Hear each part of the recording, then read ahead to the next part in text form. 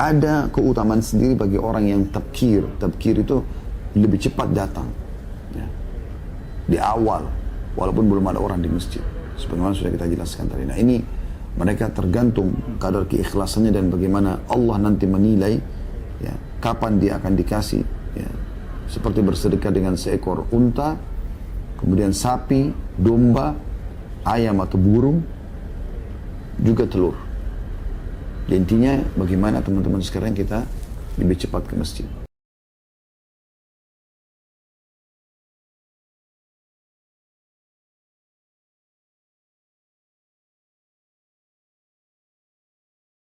Saudara iman, seperti biasa di hari Jumat siang, semoga Allah berkahi jam 13.00 sampai 14.00 kurang lebih, kita akan melanjutkan pada buku kita Sahih At-Targhib wa Tarhib, dan kita masih dalam kitab Jumat dan tepatnya di bab ketiga tentang masalah anjuran datang lebih awal untuk melaksanakan sholat Jumat dan keterangan tentang orang yang datang terlambat tanpa alasan.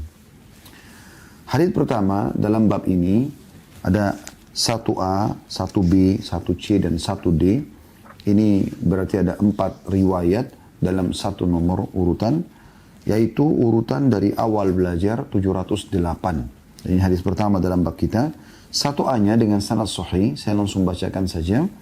Dari Abu Hurairah radhiyallahu anhu bahwa Rasulullah sallallahu alaihi wasallam bersabda, "Man igtasala yaumal jum'ati ghusla al-janabah ثم راح في الساعة الأولى فكأنما قرب بدنه ومن راح في الساعة الثانية فكأنما قرب بقرة ومن راح في الساعة الثالثة فكأنما قرب قبشا أقرا ومن راح في الساعة الرابعة فكأنما قرب دجاجة ومن راح في الساعة الخامسة فكأنما قرب بيضة فإذا خرج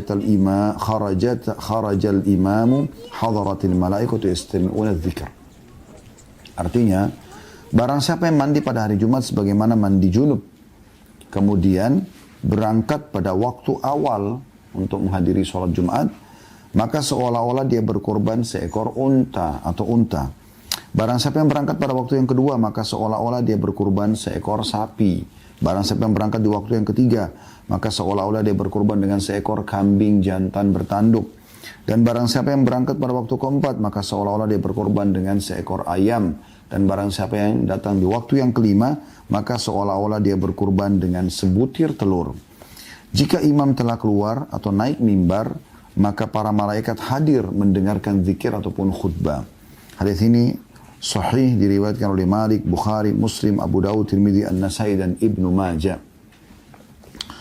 Hadits ini, teman-teman sekalian, memberikan gambaran kepada kita tentang masalah anjuran untuk bersegera datang ke masjid di hari Jumat dan tidak menunda-nunda untuk datang ke masjid. Ya, karena banyak di antara kaum muslimin, terutama kaum laki-laki di sini, selalu saja melalaikan ini.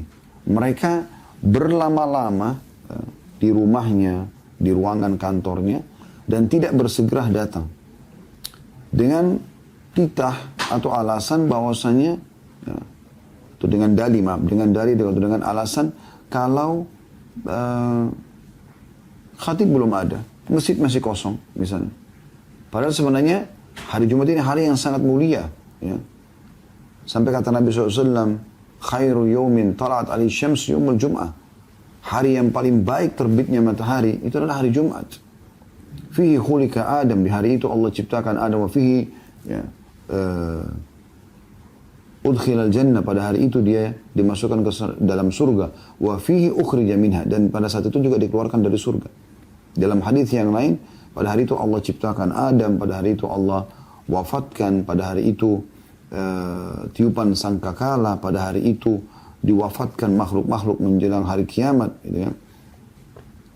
Ini hari yang sangat mulia, dan ada waktu di mana di Jumat itu kalau orang berdoa diijabah sama Allah Subhanahu wa taala. Dalam riwayat lain dijelaskan ada 12 waktu Jumat itu dari subuh sampai maghrib tidak ada seorang muslim berdoa kecuali akan diijabah oleh Allah Subhanahu wa taala. Maka ada kesempatan kita kalau memang Allah mudahkan, lagi tidak ada kesibukan yang mendesak, mengkhususkan Jumat itu untuk lebih cepat ke masjid. Nah, di sini diberikan gambaran di dalam hadis, ya, anjuran tadi. Kita coba korek mutiaranya. Yang pertama teman-teman sekalian yang bisa kita ambil dari hadis ini adalah anjuran mandi di hari Jumat dan mandi sebersih mungkin. Dan alangkah baiknya kalau menggabungkan niat mandi Jumat sama mandi junub. Sebagaimana dalam hadis ini ya. Siapa yang mandi hari Jumat, mandi junub. Ya. Artinya kalau orang punya pasangan halal, dia berhubungan biologis, kemudian dia niatkan mandi junubnya sekaligus mandi Jumat. Atau bisa juga bermakna dia mandi bersih seakan-akan dia mandi junub. Ya. Itu anjuran yang pertama untuk mandi. Dan ini bagi laki-laki lebih cenderung pendapat jumhur ulama, ghusl yaumul jum'ati wajib. Ya. Mandi hari Jumat itu wajib, walaupun ada yang mengatakan sunnah muakkadah. Ya. Tapi karena penekanan hadis itu banyak sekali tentang keutamaannya, maka ada yang mengatakan dia wajib. Mutiara kedua dari hadis adalah derajat daripada orang-orang yang lebih awal ke masjid. Digambarkan di sini, kalau orang datang di awal waktu, seperti dia bersedekah dengan seekor unta. Ya, unta cukup mahal harganya, puluhan juta rupiah. Jadi seperti Anda bersedekah dengan unta itu. Anda datang waktu setelahnya, maka seperti bersedekah dengan seekor sapi. Anda datang waktu setelahnya lagi, maka seakan-akan Anda berkurban atau bersedekah dengan domba bertanduk. Anda datang waktu yang selanjutnya lagi, waktu yang keempat, seperti Anda bersedekah dengan seekor ayam. Anda datang lagi di waktu yang terakhir sebelum khatib naik di atas mimbar, maka Anda seperti bersedekah dengan sebutir telur. Dan dalam hadis ini dijelaskan, kalau khatib sudah naik di atas mimbar, maka para malaikat ya hadir untuk mendengarkan khutbah. Dalam riwayat lain, para malaikat menutup buku-buku catatan mereka untuk mendengarkan khutbah. Artinya, nggak dapat lagi kalau khatib sudah ada di atas mimbar. Ya. Banyak sekali orang rumahnya sebelah masjid, subhanallah, tapi dia tidak hadir di masjid. Dia tidak bersegera datang ke masjid. Padahal ini keutamaan sangat besar sekali. Juga ulama berselisih pendapat tentang masalah kira-kira kapan nih waktu yang pertama sehingga dapat seperti unta, waktu yang kedua sehingga seperti sapi, waktu yang ketiga sehingga seperti kambing, waktu yang keempat sehingga seperti berkurban dengan ayam, yang kelima seperti telur. Ada yang mengatakan dari mulai subuh, dia udah hadir di masjid, subuh Jumat sampai sholat Jumat. Ini dipastikan dia akan mendapatkan unta. Karena memang tidak jelas waktu penentuannya, tapi kalau orang dari subuh sudah pasti dia datang dari awal waktu. Mungkin di waktu duha masjid kosong, atau selepas syuruk orang biasa beraktivitas gitu kan. Jadi di masjid belum ada orang istilahnya gitu. Ya. Tapi ini pendapat. Ada juga pendapat Allahu a'lam, dan ini juga kami cenderung pada pendapat ini yang mengatakan bahwasanya Allah Subhanahu wa taala merahasiakan, tidak mengatakan misalnya pada saat matahari setinggi ini misalnya, tidak menentukan seperti itu. Ya, ini ada hikmah. Karena intinya sebenarnya motivasi untuk segera ke masjid, gitu ya. Maka Allah lebih tahu kapan Allah akan berikan dia seperti berkorban dengan unta, kapan sapi, kapan kambing, domba yang bertanduk, kapan ayam, kapan telur. Ya. Mungkin bisa saja Anda datang belum lama sebelum khatib dari mimbar, tapi karena Anda termasuk orang yang awal datang, mungkin ya, Anda diberikan oleh Allah SWT unta, bukan mustahil, atau sapi. Ya, seperti bersedekah dengan hewan-hewan ini. Kemudian pelajaran yang ketiga yang bisa kita ambil dari hadis ini adalah bagaimana para malaikat juga menghadiri Jumat. Nah, ini kemuliaan berarti sendiri. Kemuliaan tersendiri karena malaikat pun hadir di hari Jumat. Dan kita sudah tahu malaikat sifatnya, mereka itu adalah hamba-hamba Allah yang mulia, Allah ciptakan dari cahaya. Dan Allah mengatakan dalam Al-Quran tentang sifat mereka, A'udzu billahi minasyaitonir rajim, la ya'sunallaha ma amara wa yaf'aluna ma yu'marun. Mereka tidak pernah bermaksiat terhadap apa yang Allah perintahkan, dan mereka selalu mengerjakan apa yang Allah titahkan. Gitu kan? Dan mereka memang tidak akan pernah bermaksiat para malaikat itu. Di nomor 1b dari hadis ini, atau dari hadis pertama ini, dengan sanad sahih dalam riwayat Bukhari, Muslim dan Ibnu Majah, "Idza kana yaumul jum'ah waqafatil malaikatu ala babil masjid yaktubuna al-awwal fal-awwal wa mathalul muhajjiri kamathalil ladzi yuhdi badana thumma kalladzi yuhdi baqara thumma qabshan thumma dajaja thumma bayda fa idza kharaja al-imamu tawaw suhufahum yastami'una adh-dhikra." Artinya, Jika tiba hari Jumat, para malaikat berdiri di pintu masjid menulis yang hadir pertama dan yang seterusnya. Dan perumpamaan orang yang berangkat pertama, awal-awal datang, adalah seperti orang yang berkurban seekor unta. Kemudian seperti orang yang berkurban seekor sapi. Kemudian seperti seekor domba. Kemudian seekor ayam. Kemudian sebutir telur.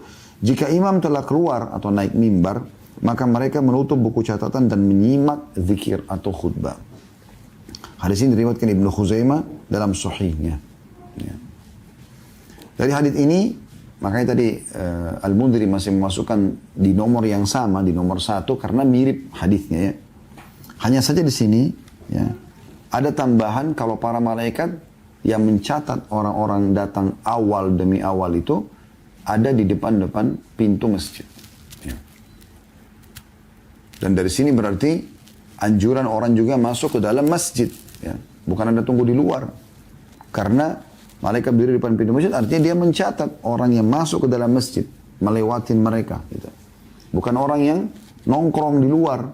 Walaupun Anda nongkrong di pelataran masjid, Anda bukan niat mau masuk dalam masjid, maka mungkin tidak dicatat. Ya. Maka makna malaikat berdiri di depan pintu masjid, mencatat satu persatu demi satu siapa yang datang, maksudnya siapa yang masuk ke dalam masjid itu sendiri. Kemudian dalam hadis ini juga lebih jelas lagi kalau memang yang dimaksud tadi tentang unta, sapi, domba bertanduk, ayam dan telur adalah seperti nilai bersedekah. Karena di sini disebutkan ya, wa mathalul muhajjiri kamathalil ladzi yuhdi badana. Ada kata-kata yuhdi badana, ya. Perumpamaan orang yang bersegera di awal waktu datang, maka seperti orang yang berkurban atau menyumbang, ya, menghadiahkan seekor unta. Jadi nilainya gitu ya, yang diberikan. Kemudian juga dalam hadis ini dijelaskan bagaimana malaikat menutup buku-buku amal mereka. Ya. Kalau riwayat tadi yang pertama, malaikat datang mendengarkan khutbah. Kalau di sini malaikat yang mencatat amal tadi menutup buku amal-amal mereka sehingga ya tidak lagi mencatat, memberikan keutamaan seperti bersedekah urutan tadi, unta, sapi, kambing atau domba bertanduk, ayam dan telur pada orang yang datang setelah khatib naik di atas mimbar. Nah, ini kita sayangkan sekali karena saya melihat masih menjadi sebuah tradisi kita di Indonesia ya. Jarang sekali kita temukan ada masjid yang mungkin di Indonesia ini jam 10 orang sudah rame masjid sholat Jumat itu. Bahkan jam 11. Ya. Orang kalau datang jam 11 dianggap cepat sekali ke masjidnya ya, seperti itu ya. 1 jam lagi baru azan misalnya, jam 12 baru azan. Padahal sebenarnya memang ini yang dimaksudkan. Ya. Justru datang lebih awal. Karena masih banyak amal-amal lain yang bisa Anda lakukan. Bukankah kita dianjurkan baca surah Al-Kahfi di hari Jumat? Anda bisa baca pada saat masuk masjid. Kata Nabi SAW, siapa yang baca ya, Al-Kahfi di hari Jumat, maka Allah akan berikan cahaya di diri dia antara dia dengan Jumat setelahnya. Riwayat lain, siapa yang baca surah Al-Kahfi malam Jumat, maka Allah akan berikan dia cahaya antara dia sama Ka'bah. Maka ada anjuran, ada juga anjuran membaca salawat pada Nabi SAW. Kata Nabi SAW, hari Jumat adalah hari yang terbaik. Ya. Semenjak terbitnya matahari, ya, di hari itu diciptakan Adam, hari itu juga dia diwafatkan, hari itulah tiupan sangkakala, hari itulah kematian yang seluruhnya terjadi, yang sa'aqah. Ya. Istilahkan begitu dalam hadis. Maka perbanyaklah salawat kepadaku, karena salawat kalian dihantarkan kepadaku. Kata para sahabat, ya Rasulullah, bagaimana salawat kami untuk anda dihantarkan sementara anda sudah masuk ke dalam tanah? Dalam hadis riwayatnya dikatakan balait, artinya sudah hancur tubuh anda dimakan oleh tanah. Kata Nabi SAW, sesungguhnya Allah mengharamkan tanah untuk memakan jasad-jasad kami manusia para nabi-nabi. Ya. Anda bisa lakukan itu. Yang belum sholat duha bisa sholat duha. Yang belum zikir pagi bisa menyelesaikan zikir paginya, kan gitu. Jadi banyak sekali yang bisa dilakukan dengan bersegera datang sholat Jumat. Karena tidak beraktivitas yang lain lagi. Ya. Anda sibuk dengan ibadah kepada Allah SWT, khususkan hari Jumat itu. Hari Jumat itu adalah seperti hari raya buat kita memang. Kata Anas bin Malik radhiyallahu anhu, ditawarkan kepada Nabi SAW Jumat, ya, dengan cara Jibril datang membawa Jumat itu seperti cermin yang warna putih, di tengah-tengahnya ada titik warna hitam yang ditawarkan kepada Nabi SAW. Lalu kata Nabi SAW, apa ini wahai Jibril? Kata Jibril alaihissalam, ini adalah Jumat yang ditawarkan untukmu sebagai hari raya untukmu dan umatmu setelahmu. Nah, ini hari raya. Ya. Hari yang perlu kita khususkan pakaian yang indah, parfum yang wangi, ya, penampilan yang bersih, beribadah kepada Allah SWT, memuji dan bersyukur kepadanya. Ya. Memang ini hari mulia yang harusnya setiap muslim ya, lebih jeli untuk menghayati ya, dan memaksimalkan ibadah di situ. Di riwayat 1C-nya dengan sanad sahih dalam riwayat ini disebutkan bahwasanya Rasulullah SAW bersabda, al-musta'jilu ilal jum'ati kal-muhdi badana, walladhi yalihi kal-muhdi baqara, walladhi yalihi kal-muhdi syatan, walladhi yalihi kal-muhdi tayran. Orang yang bersegera hadir menuju sholat Jumat, maka seperti orang yang berkurban seekor unta. Yang berikutnya adalah seperti orang berkurban seekor sapi. Yang berikutnya adalah seperti orang berkurban seekor domba. Yang berikutnya adalah seperti seorang berkurban seekor burung. Maka ini mirip dengan tadi ya. Cuma di sini ada perbedaan lafaz. Kalau dua riwayat yang sebelumnya kita bacakan, itu adalah waktu yang keempat seperti berkurban seekor ayam. Kalau di sini seekor burung. Ya, seekor burung. 1D-nya masih nomor hadis yang sama ya, nomor 1. Dengan sanad sahih dalam riwayat lain, ala kulli babin min abwabil masajid yawmal jum'ati malakani yaktubanil awwal fal awwal. Karajulin qaddama badana wa karajulin qaddama baqara wa karajulin qaddama syatan wa karajulin qaddama tayran wa karajulin qaddama bayda fa idza qa'ada al-imamu tuwiyatis suhuf. Di setiap pintu dari pintu-pintu masjid pada hari Jumat terdapat dua malaikat yang menulis orang yang hadir pertama kali dan yang berikutnya. Orang yang pertama datang seperti berkurban seekor unta. Ya, kemudian setelah itu seperti orang berkurban seekor sapi. Kemudian setelah itu seperti orang berkurban seekor domba. Kemudian setelah itu seperti orang berkurban seekor burung. Kemudian setelah itu seperti orang berkurban sebutir telur. Jika imam duduk maka buku catatan ditutup. Ya. Kita masuk ke hadis keduanya. Hadis kedua Hasan li ghairihi, ya. Atau urutan 709 dari awal belajar dari Samura bin Jundab radhiyallahu anhu, anna Rasulullah SAW daraba mathal al-jum'ati thumma tabkiri dalam kurung kanahiril baqara kanahiril syati hatta dzakarat dajaja. Bahwasanya Samura bin Jundab radhiyallahu anhu mengatakan bahwa Rasulullah SAW membuat perumpamaan orang yang berangkat di awal waktu di hari Jumat bahwa dia seperti menyembelih seekor unta, kemudian seperti menyembelih seekor sapi, kemudian menyembelih seekor domba, sampai beliau menyebutkan seperti menyembelih seekor ayam. Diriwayatkan oleh Ibnu Majah dengan sanad hasan.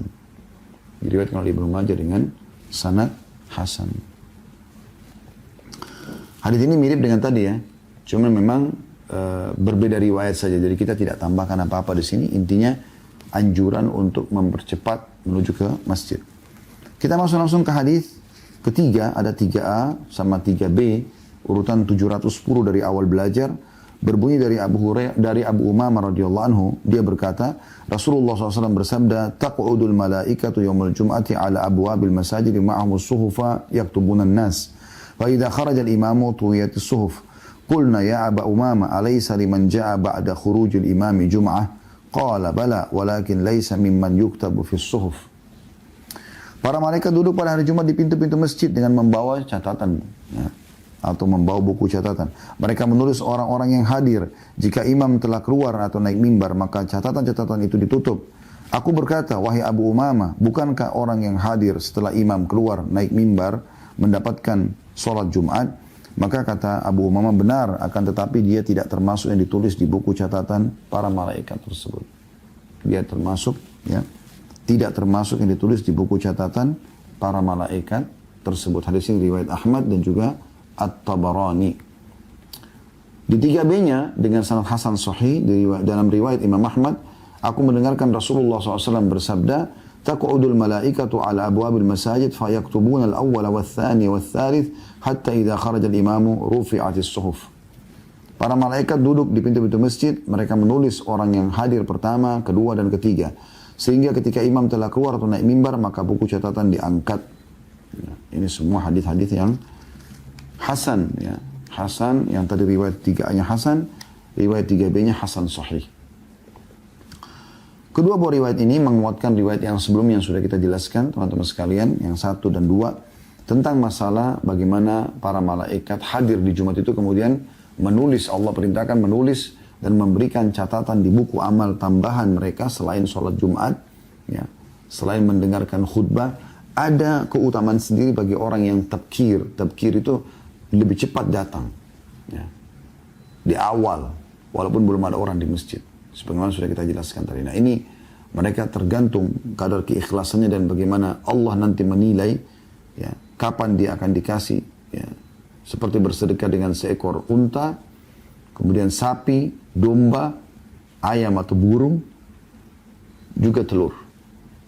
Jadi intinya bagaimana teman-teman sekarang kita lebih cepat ke masjid. Ya, Anda yang sedang di rumah, sebenarnya ke masjid. Ibu-ibu yang mengikuti acara kita ini, ingatkan suaminya, ingatkan anak laki-laki, supaya mereka jangan lalai tentang masalah ini. Mereka hadir di masjid lebih cepat. Jangan malah ibu mengatakan, kok cepat benar mau ke masjid? Ya, gitu. Justru suruh mereka cepat ke masjid.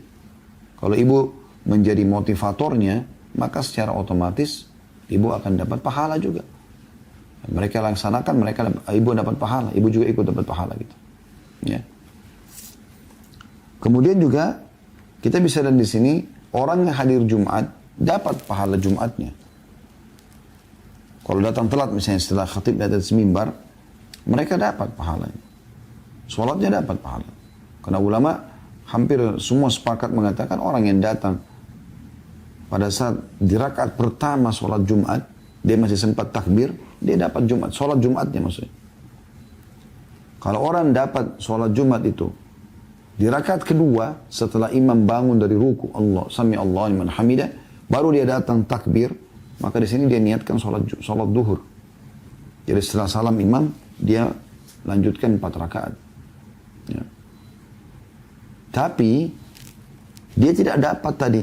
Ya, kalaupun yang datang sholat Jumat dari rakaat pertama, dia tidak sempat dengarkan khutbah misalnya, atau dia dengarkan khutbah sebentar lalu kemudian dia sholat Jumat, dia dapat keutamaannya sholat Jumat itu, tapi tidak mendapatkan keutamaan seperti bersedekah yang jumlah sangat banyak ini.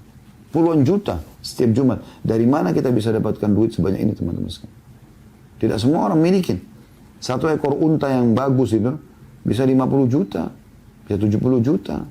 Sama mirip sapi ya, tergantung. Dan pasti Allah SWT akan memberikan yang terbaik buat hambanya. Sapi kan ada sampai ratusan juta harganya. Kalau sapi yang terbaik. Dan ini Allah SWT yang memberikan kepada kita, pasti Allah akan berikan yang terbaik. Ini. Begitu juga dengan unta, lebih mahal lagi. Bahkan orang yang telat datang sedikit di waktu itu kan masih dikasih seperti domba jantan yang bertanduk. Ini juga Anda tahu di Idul Adha bagaimana harganya. Ya. 7 juta, 10 juta, bahkan ada yang sampai 15 juta. Ya. Kemudian baru ayam, baru telur. Ya. Baik, kita langsung masuk lagi ke hadis keempat karena mirip semuanya ini ya. Dengan sanad Hasan urutan 711 dari awal kita belajar. Dari Abu Sa'id al-Khudri radhiyallahu anhu. Dari Nabi SAW beliau bersabda, "Idza kana yaumul jum'ati qa'ada al-malaikatu 'ala abwabil masajidi fayaktubuna man jaa'a minan nasi 'ala manazilihim. Farajulun qaddama jazuran, wa rajulun qaddama baqara, wa rajulun qaddama syatan, wa rajulun qaddama dajaja, wa rajulun qaddama baydah.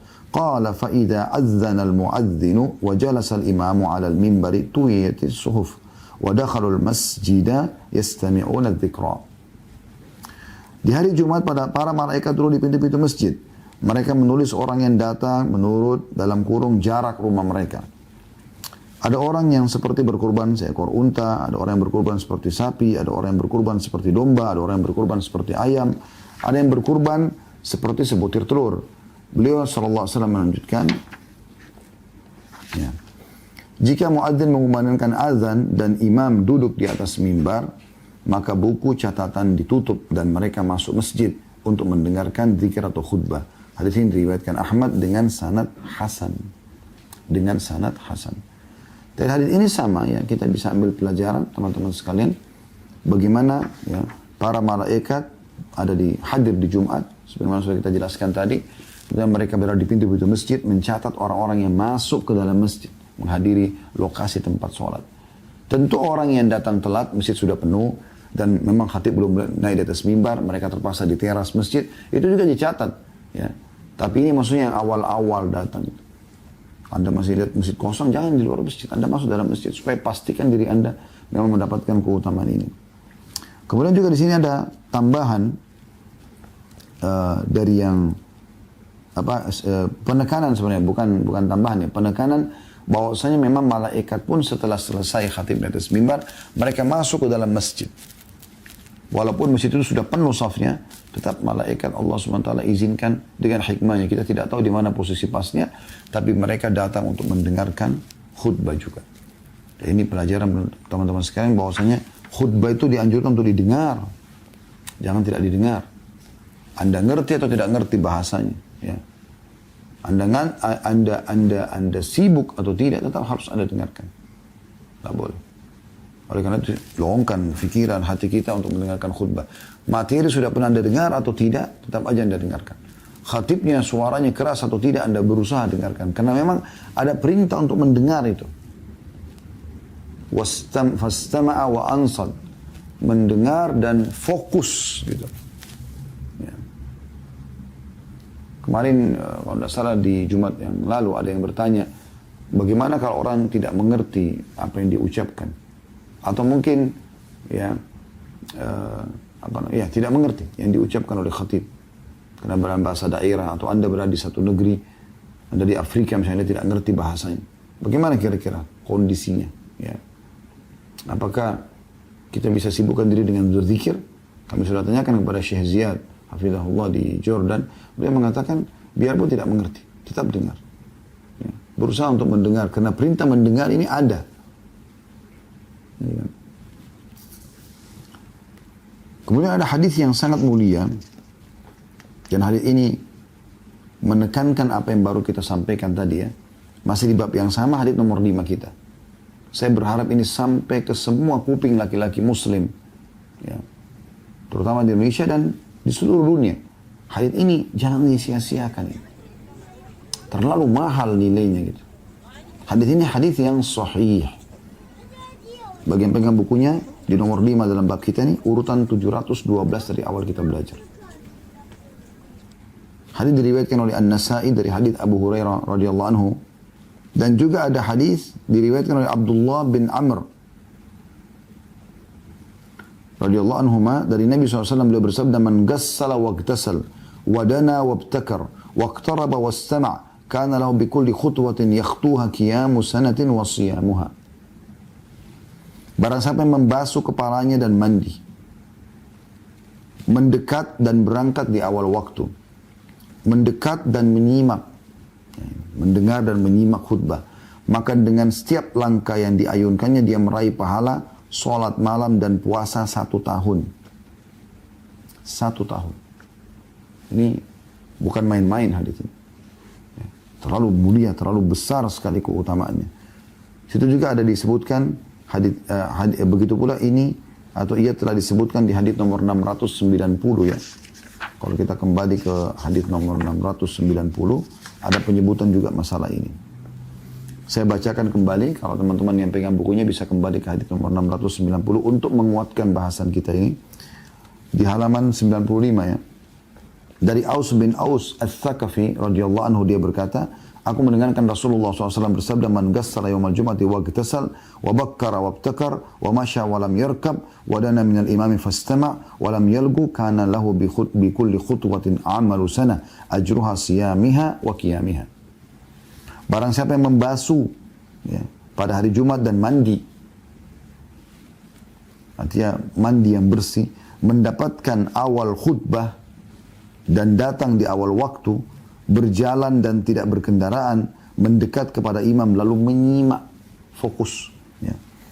Dan dia tidak melakukan perbuatan sia-sia, maka setiap langkah dia akan mendapatkan pahala amal setahun, yaitu pahala puasa dan sholat sunnah malamnya ya.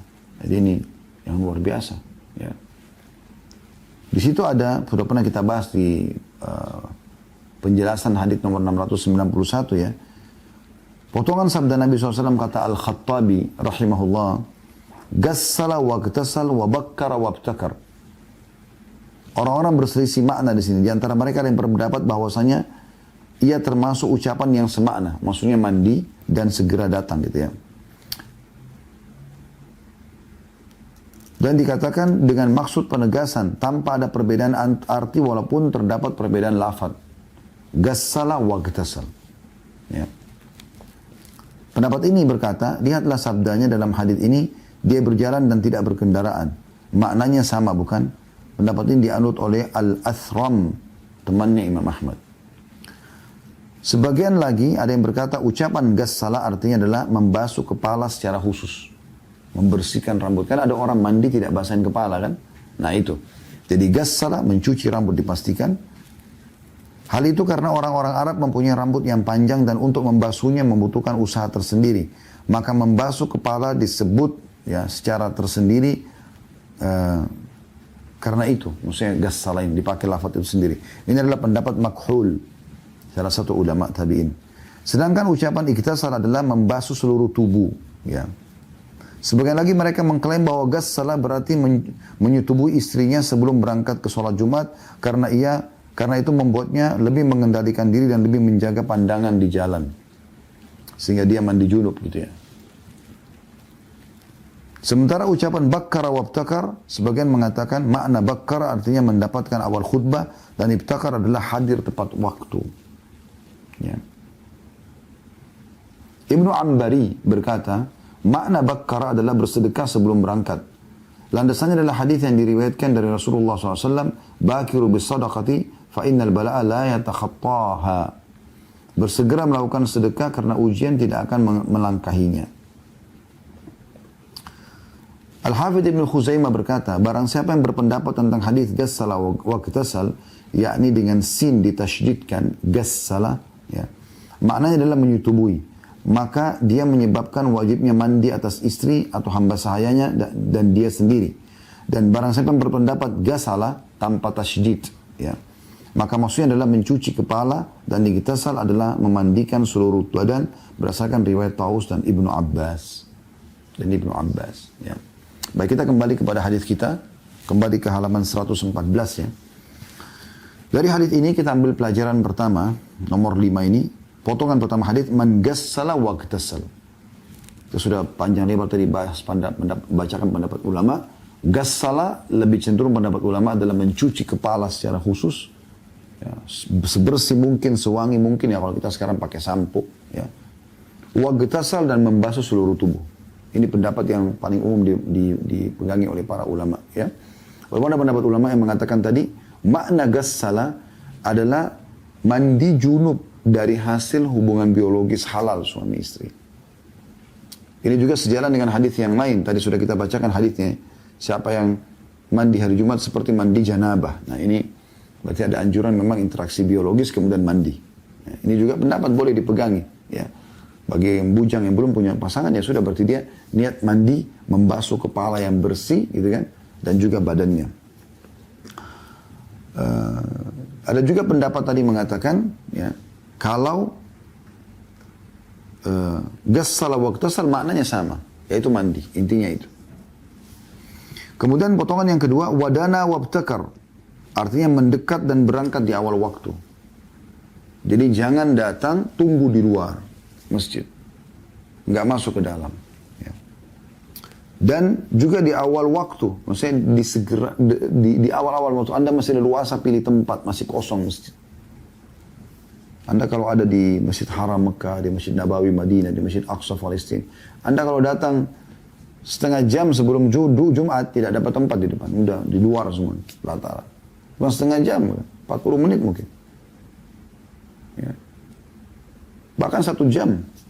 1 jam Anda datang, Anda masih dapat. Tapi kalau untuk dapat di awal, saf-saf awal sudah nggak mungkin. Saf-saf awal itu orang datang jam 8, jam 9 pagi. Itu saf awal.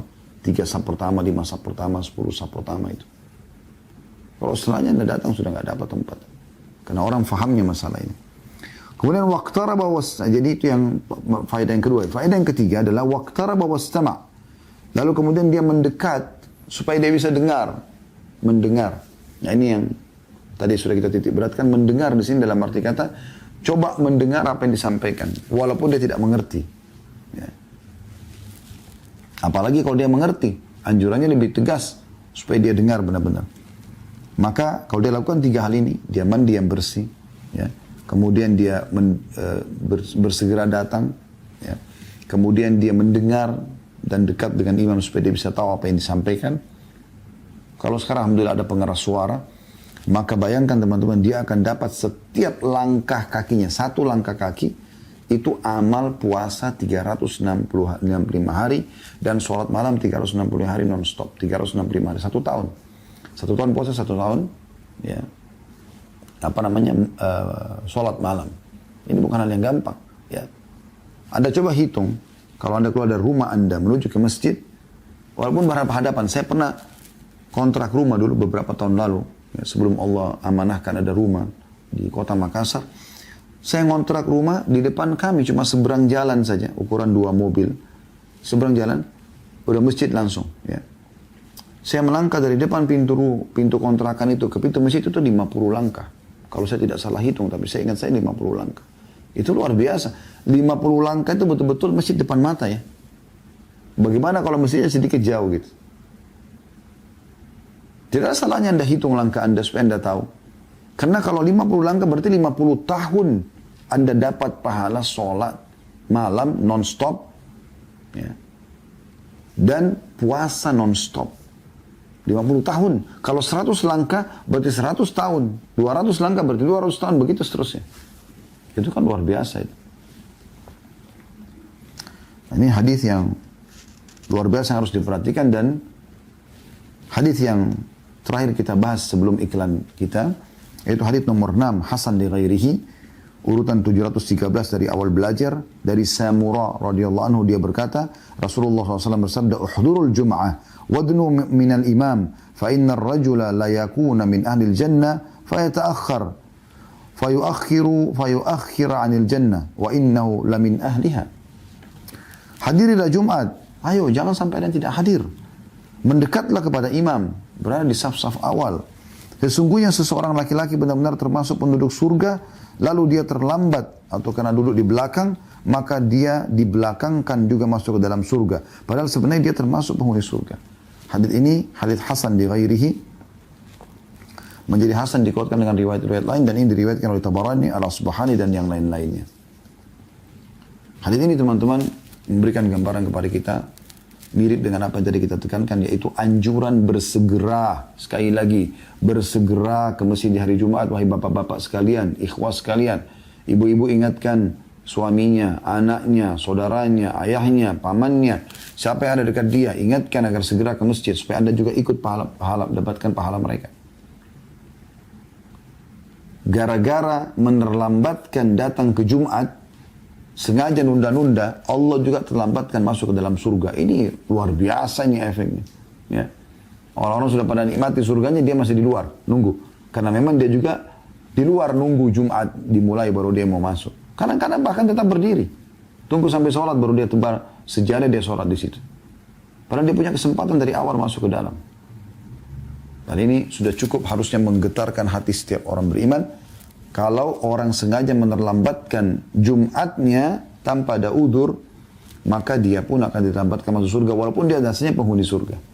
Dan kita insya Allah akan masuk ke bab keempat. Ya. Setelah tadi kita jelaskan ada 6 buah hadis dari bab yang ketiga, maka sekarang kita akan masuk ke bab keempat, masalah ancaman melangkahi pundak kaum muslimin di masjid pada hari Jumat. Dan dalam bab ini hanya ada 2 buah riwayat. Yang satu berisikan lafaz hadis dan yang satu adalah sanad hadis. Ya. Baik, saya akan bacakan langsung. Hadis pertama di sini dengan sanad sahih, urutan 714 dari awal kita belajar. Dari Abdullah bin Busur radhiyallahu anhu, beliau berkata, "Ja'a rajulun yatakhatta riqaban nasi yaumal jum'ah. Wan Nabi sallallahu alaihi wasallam yakhutub faqala ijlis faqad adzaita wa anaita." Seseorang laki-laki datang melangkahi pundak orang-orang pada hari Jumat sementara Nabi SAW sedang berkhutbah. Ya. Maka beliau SAW bersabda, "Duduklah karena kamu telah mengganggu dan datang terlambat." Hadis ini riwayat Ahmad, Abu Daud, dan An-Nasai. Ibnu Majah, Ibnu Khuzaimah, Ibnu Hibban dalam sahih keduanya. Dan juga diriwayatkan oleh Abu Dawud dan An-Nasai tanpa wa anaita. Tanpa maksudnya potongan ya, hadis dan kamu sudah datang terlambat.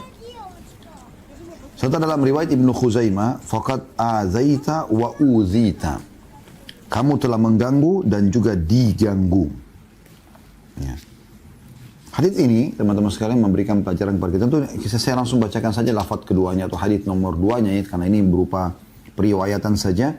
Riwayat nomor 2, sahih di ghairihi. Kalau tadi yang pertama itu adalah hadis yang sahih.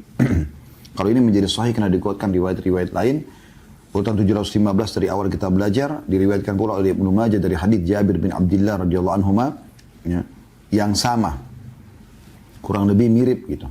Cuma ada penjelasan masalah anaita dengan hamzah dibaca mat, ya. Anaita gitu setelah adanya nun, ya, yakni terlambat. Dan wa'anaita, wa'azaita artinya engkau telah mengganggu karena melangkahi pundak orang-orang. Baik. Hadis ini teman-teman sekalian sesuai dengan judul babnya, yaitu tentang ancaman melangkahi pundak. Ya.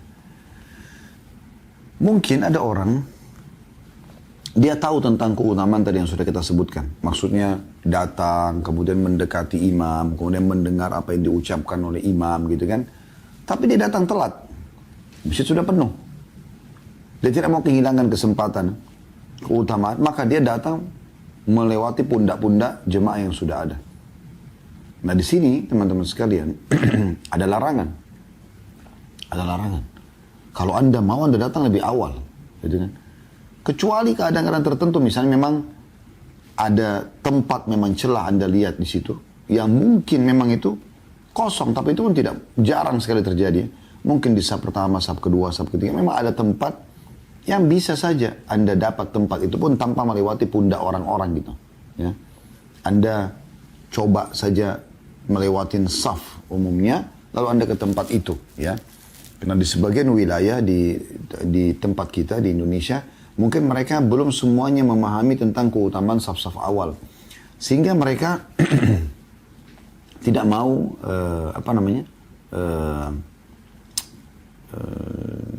tidak mau datang di depan. Sehingga saf awal itu masih ada yang kosong-kosong gitu. Nah ini mungkin memang seseorang ada hadis yang menganjurkan untuk orang itu mengisi saf-saf yang kosong. Bahkan langkah kaki yang terbaik di muka bumi adalah langkah kaki yang mengisi saf yang kosong gitu kan. Ada hadis yang menjelaskan masalah itu. Maka di sini teman-teman sekalian beda kali, itu keadaannya berbeda. Ya. Anda lihat masih ada tempat bisa. Karena sebagian masjid juga saya pernah masuk di Indonesia. Pada saat kita lihat di depan seakan-akan penuh. Tapi begitu kita masuk ke dalam, tidak banyak waktu tempat lowong. Gitu kan? Yang bisa membuat sebenarnya kita untuk mengisi saf itu. Karena mereka ini yang di luar memang terbiasa dengan kebiasaan ini. Mereka terbawa dengan arus, sudahlah, di luar aja. Gitu kan? Nanti kalau iqamah tinggal sholat lalu pulang setelah itu. Nah membuat masjid menjadi kosong dalam. Anda pernah dengar nggak sebagian pengurus masjid mengatakan, jemaah kami hancurkan Anda untuk masuk mengisi saf-saf yang masih kosong. Itu kan selalu. Kenapa di marbot-marbot kita biasa mengingatkan itu? Karena memang ada jadi satu kebiasaan dan tradisi kita di Indonesia. Kita lakukan itu memang. Kita tidak masuk ke dalam. Tapi dari luar seakan-akan sudah penuh. Ya. Nah ini mungkin salah satu pintu uzur yang bisa saja orang masuk ke dalam. Gitu kan? Tapi di saat memang orang sudah rapat safnya, lalu Anda sengaja datang untuk mau nyelip di situ. Ini pernah terjadi di Masjid Nabawi gitu kan. Mereka datang telat, tapi mereka tetap mau datang. Terus maksain diri buat saf di depannya orang. Sholat di depan orang. Ini kan mengganggu orang lain. Ini dia tidak sadar, dia sedang berbuat dosa. Karena Nabi SAW melarang masalah itu. Anda perhatikan riwayat ini. Ya, Abdullah bin Bushr mengatakan, jadi beliau hadir di Jumat itu, mendengarkan khutbah Nabi SAW, lalu ada seorang laki-laki datang dan melewatin pundak-pundak orang. Kan biasanya orang kalau mau jalan itu, pasti dia lewat antara pundak saya sama pundak teman di sebelah misalnya kan gitu. Walaupun dia pamit, tapi tetap ini dibahasakan melewatin pundak. Gitu. Maka Nabi SAW pada saat itu lagi khutbah, berarti orang ini telat datang. Ya? Tadi kondisi yang sudah kita ceritakan. Maka Nabi SAW mengatakan, duduk di situ, langsung di tempat kamu itu. Ya. Karena kamu telah mengganggu dan datang terlambat. Ini ada pepatah bahasa Arab mengatakan, akhasafan wasu akila. Khasaf itu kurma kering. Wasu akila maksudnya timbangan yang buruk. Ini yang diberikan perumpamaan kepada orang yang menggabungkan dua keburukan sekaligus. Jadi ada orang jual kurma, sudah buruk kualitasnya, dia curang lagi di timbangannya.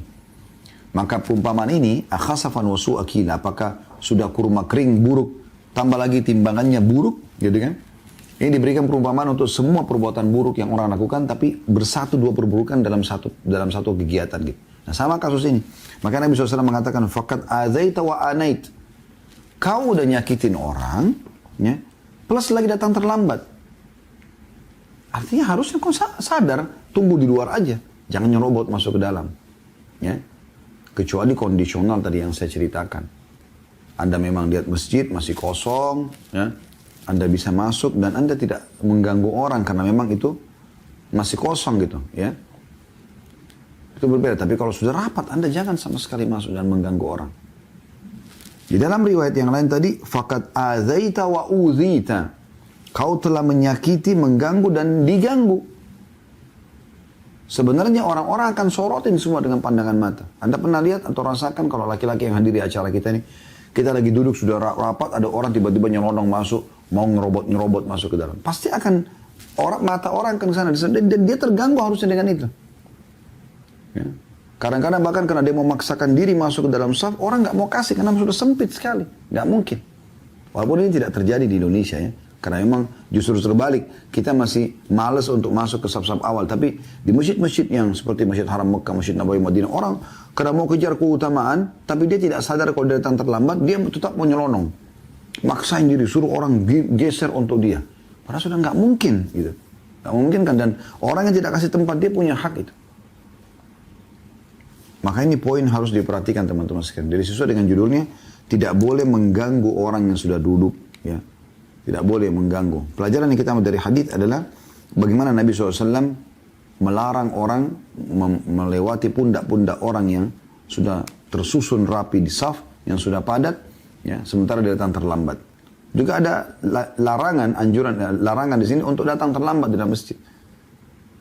Walaupun tidak sampai dosa besar, tapi dia kehilangan banyak keutamaan tadi yang sudah kita sebutkan di bab ketiga tadi.